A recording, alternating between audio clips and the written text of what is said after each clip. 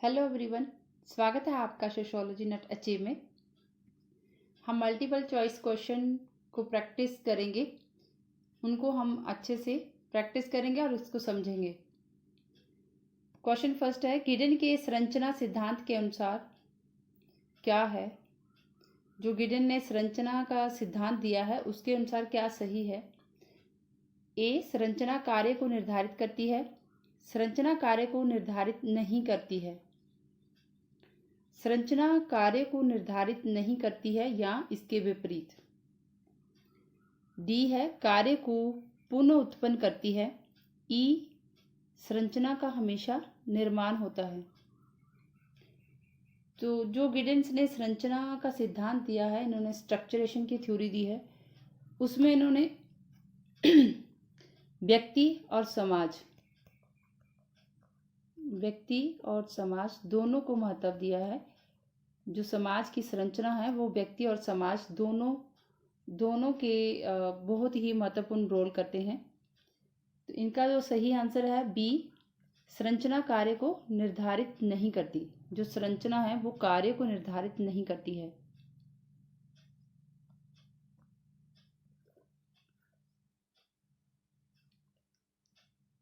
Second है, नव मार्क्सवादी निम्न में से किसका प्रतिनिधित्व करते हैं? जो नव मार्क्सवादी हैं वो किसका प्रतिनिधित्व करते हैं? फ्रैंकफर्ट स्कूल का, फ्रेंच स्कूल का, सी, ब्रिटिश स्कूल का, डी, शिकागो स्कूल का। जो मार्क्सवादी हैं वो प्रतिनिधित्व करते हैं फ्रैंकफर्ट स्कूल का, जो कि क्रिटिसाइज करते हैं, इसमें फ्रैंकफर्ट स्कूल में आता है। शिकागो स्कूल में जो नगरीय समाज का अध्ययन किया जाता है वो शिकागो स्कूल में आता है। आंसर इसका ए है, फ्रैंकफर्ट स्कूल का प्रतिनिधित्व करते हैं नव मार्क्सवादी, जो कि मार्क्सवाद का क्रिटिसाइज करके न्यू पर्सपेक्टिव से मार्क्सवाद को रखते हैं।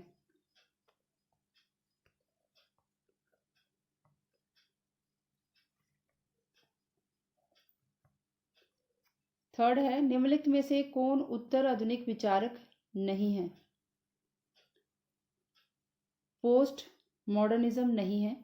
ए, अलेक्जेंडर, बी, जे डेरिडा, सी, जेमसन, डी, जे.एफ. लॉयटार्ड। जो पोस्ट मॉडर्निज्म नहीं है, जे डेरिडा पोस्ट मॉडर्निज्म है, जेमसन भी और लॉयटार्ड, ये तीनों ही पोस्ट मॉडर्निज्म है। तो इसमें जो नहीं है वो है जे अलेक्जेंडर। इन्होंने, इसका आंसर ए है, इनकी जो अवधारणा है प्रकार्यवाद की अवधारणा, नव प्रकार्यवाद की अवधारणा दी है, न्यू फंक्शनलिज्म।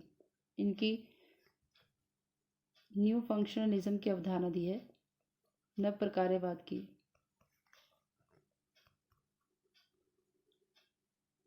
और इनको नव मार्क्सवादियों में भी गिना जाता है। जे अलेक्जेंडर को नव मार्क्सवादी भी कहा जाता है और न्यू फंक्शनलिज्म की इन्होंने अवधारणा दी है।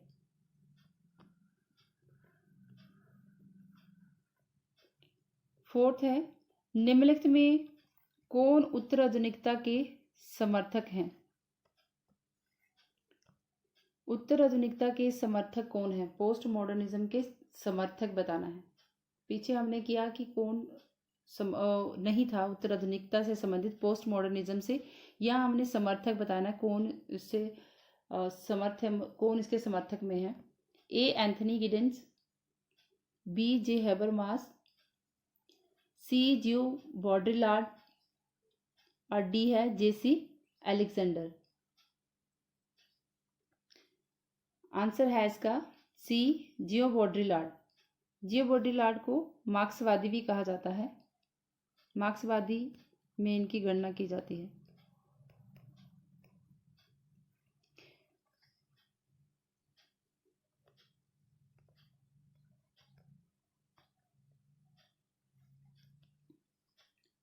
क्वेश्चन नंबर 5 है, विखंडन की अवधारणा किससे संबंधित है? विखंडन, डिस्कोर्स की अवधारणा किससे संबंधित है? ए, कार्ल मार्क्स, बी, जे डेरिडा, सी, मिशेल फूको, डी है जेफरी। आंसर इसका बी है, जे डेरिडा, जो कि विखंडन की अवधारणा दी है इन्होंने, डिस्कोर्स की अवधारणा। डिस्कोर्स की अवधारणा से संबंधित है। ये पोस्ट मॉडर्निज्म है। इन्होंने पोस्ट मॉडर्निज्म से संबंधित जो भी विश्लेषण किया है, ये उत्तर आधुनिकवादी हैं। Post modernism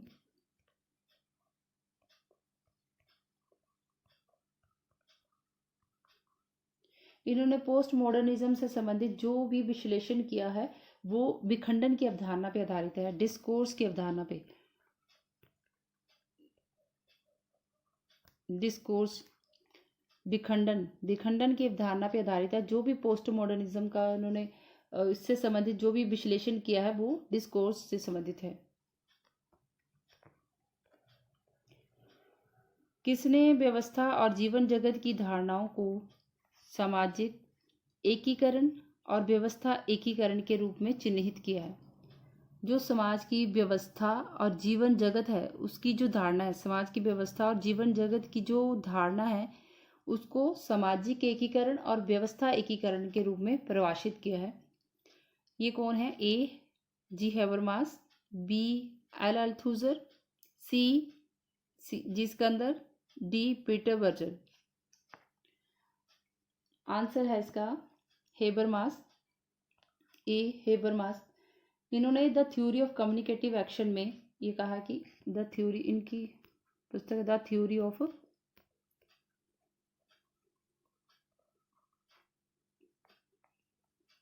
communicative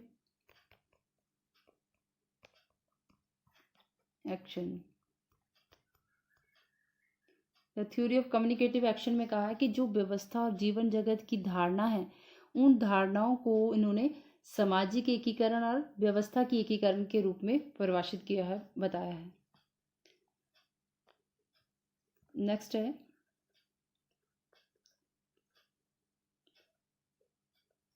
question number 7। Michel फुको के अनुसार अध्ययन की कुछ वस्तुएं ऐसी होती हैं फिर भी उनमें एक सम्मिलित नहीं है। अध्ययन की कुछ ये जो दिए यहाँ पे ऑप्शन दिए गए हैं तो उसमें से कुछ एक नहीं है जो कि मिशेल फुको की अध्ययन वस्तु में नहीं है। जो उन्होंने अध्ययन किया जिस जिस टर्म जो टॉपिक के बारे से संबंधित है जो इसमें नहीं है वो बताना है। ए ज्ञान, बी इतिहास, सी विचार, डी वार्तालाप।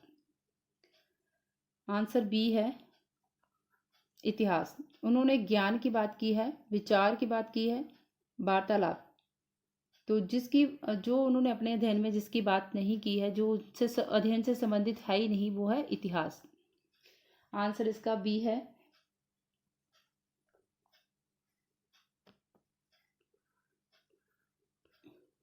नेक्स्ट है 8, क्वेश्चन नंबर 8। उत्तर औद्योगिक समाज पोस्ट इंडस्ट्रियल सोसाइटी, जो पोस्ट इंडस्ट्रियल सोसाइटी ये टर्म का प्रयोग सबसे पहले किसने किया था? उत्तर औद्योगिक समाज पद का प्रयोग सबसे पहले किसने किया? ए जे वर्नहम, B G K Galbraith, D C Daniel Bell, D R Dahrendorf. Answer इसका सी है डेनियल वेल। डेनियल वेल ने post modernism post industrial society की टर्म दी है। इन्होंने सबसे पहले इसका प्रयोग किया है उत्तर औद्योगिक समाज का।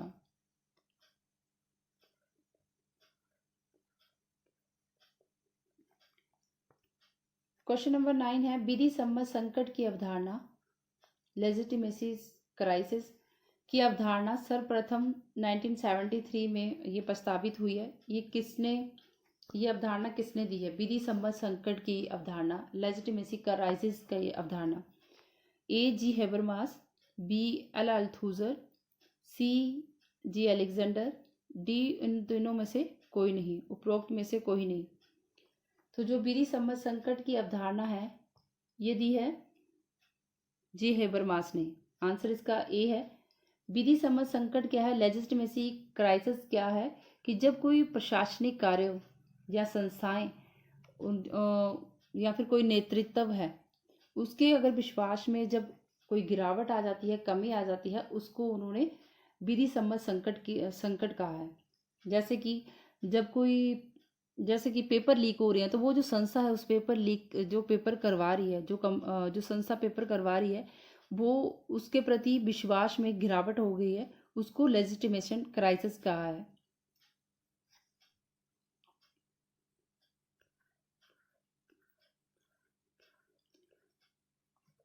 10th है संस्कृत पुनरुत्पादन की अवधारणा किसने प्रतिपादित की है? कल्चरल रिप्रोडक्टिव की जो टर्म है वो किसने दी है? ए मर्टन, बी पार्सन, सी गिडेंस, डी पी बोर्ड्यू। आंसर इसका पी बोर्ड्यू है। उन्होंने सांस्कृतिक पुनरुत्पादन की अवधारणा दी है कल्चरल रिप्रोडक्टिव की। जब कोई औपचारिक तरीके से या शिक्षा के माध्यम से जब कोई उसके माध्यम से कोई संस्कृति सिखाई जाती है या फिर थोपी जाती है, जो भी उनको सिखाया जा रहा है, तो उसको कल्चरल रिप्रोडक्टिव कहा जाता है, संस्कृत पुनरुत्पादन। ये इसका विश्लेषण क्या है? पी बोर्डू ने। So friends, thanks to like and subscribe my channel.